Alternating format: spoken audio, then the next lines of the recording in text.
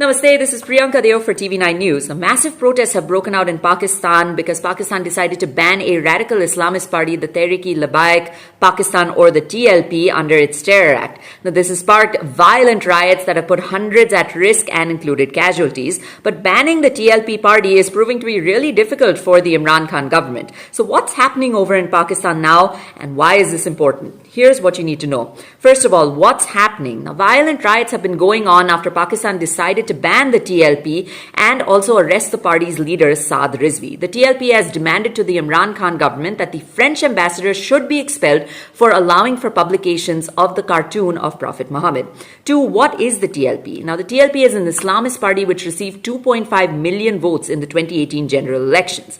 3. Why has the violence continued? When the TLP launched violent riots across Pakistan, the government first refused to comply with the TLP. During the riots, though, TLP supporters could be seen directly clashing with law enforcement, which resulted in deaths as well as over 300 injured as of last week. Now, upon seeing this violence, the government hastily announced a ban on the TLP, but then the government began negotiating with the TLP and accepted its rather dangerous demands, which has included the release of TLP leader Saad Rizvi, as well as introducing a resolution in the Pakistan National Assembly to debate the expulsion of the French ambassador. 4. What does Imran Khan say about this? Pakistan's Prime Minister Imran Khan tried to explain his strategy in a speech that he delivered earlier this week. He said that no Muslim would compromise on Prophet Muhammad and that he had raised this matter on international platforms, including at the United Nations. Now, he also elaborated correctly on the fact that expelling the French ambassador will have serious consequences. However, this speech proved pretty pointless because the very next day, the government caved into TLP demands.